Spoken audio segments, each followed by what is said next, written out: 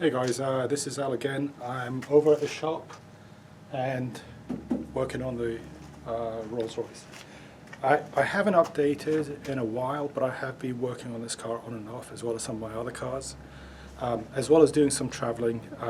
The weather now is just beautiful here in Texas. Before it was super hot, but now it's kind of like in the high 20s, low 30s, which is, I could be here all day in that kind of temperature. But yeah, long and short basically is I figured out what was wrong with this car.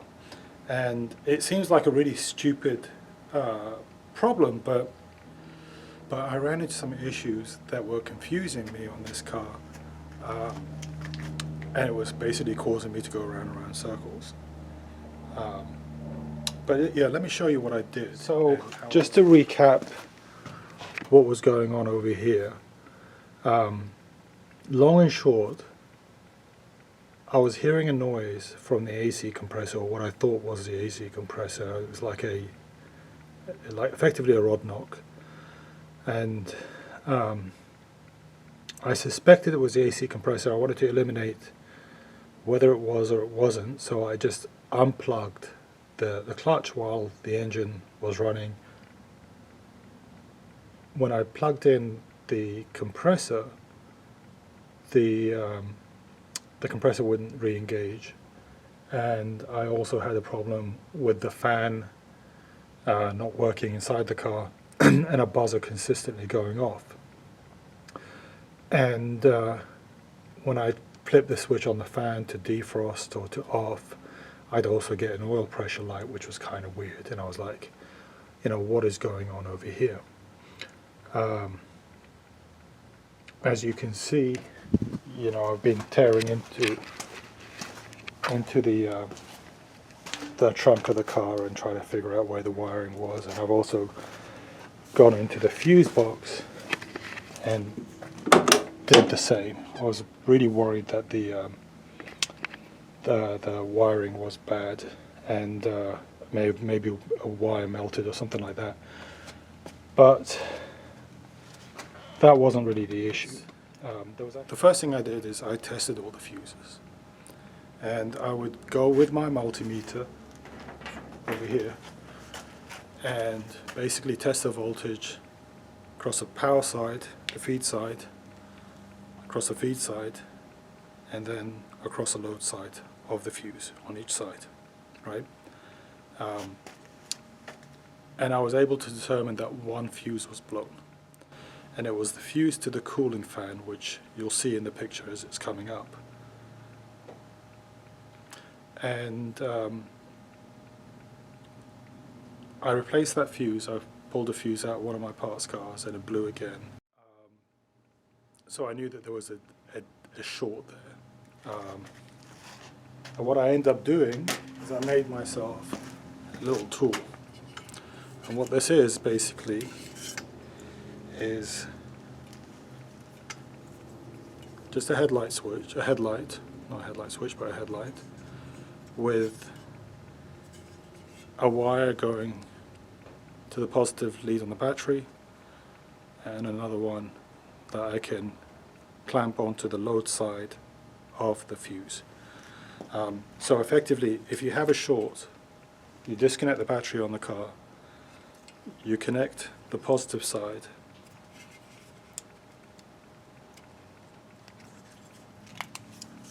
connect the positive side to the positive side of the battery, and then you connect this little crocodile clip to the load side of the fuse. Now the load side basically is, if you've got a fuse, it's going to have power on one side that's always going to be on, or on when that circuit's activated, and then you have the load side, which is the other side of the fuse, which basically completes the circuit. So if a fuse blows, it'll blow and cut that circuit.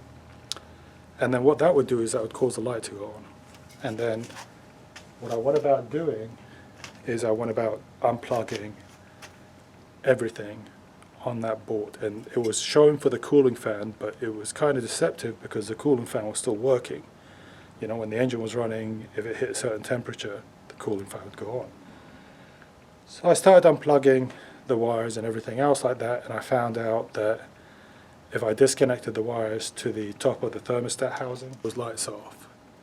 And I started chasing that wiring around, and I found out where the wire had gotten underneath one of the fuel injector clamps, and I suspected that it crushed the wires and, you know, caused that short, and that solved the problem and prevented that fuse from blowing.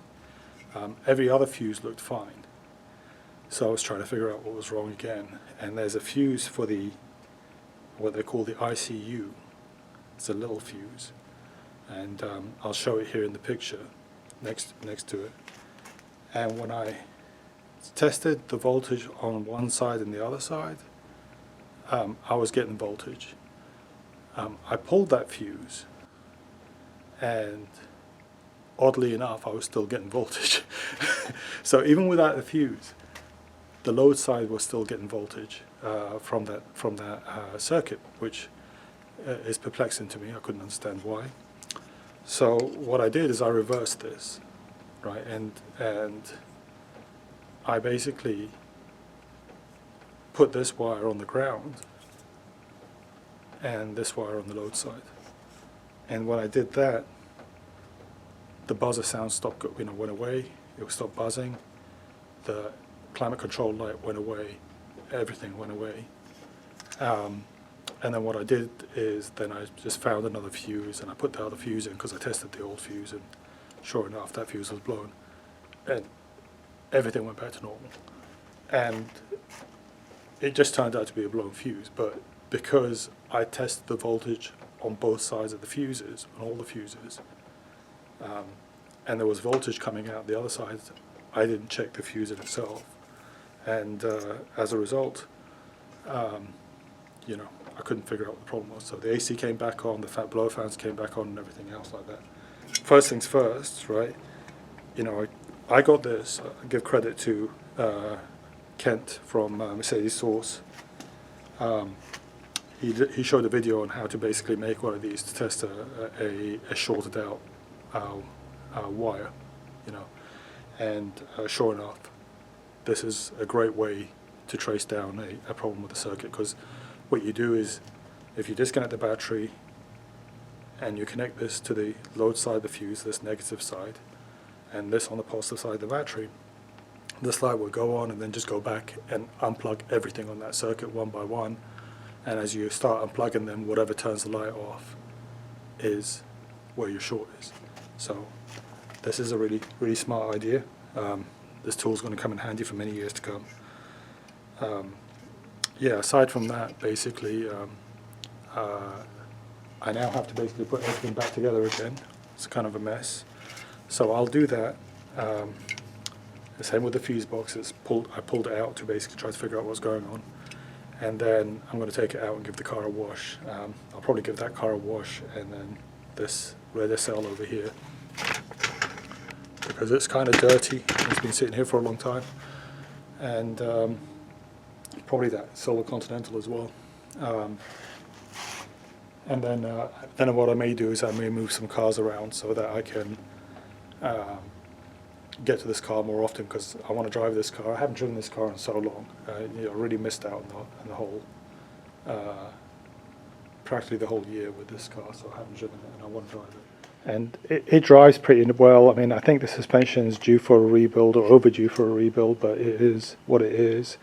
I also moved the Arnage to the 4-post lift so that I can get underneath it and maybe pull the O2 sensors out. I didn't want to crawl underneath it with the you know, on the floor.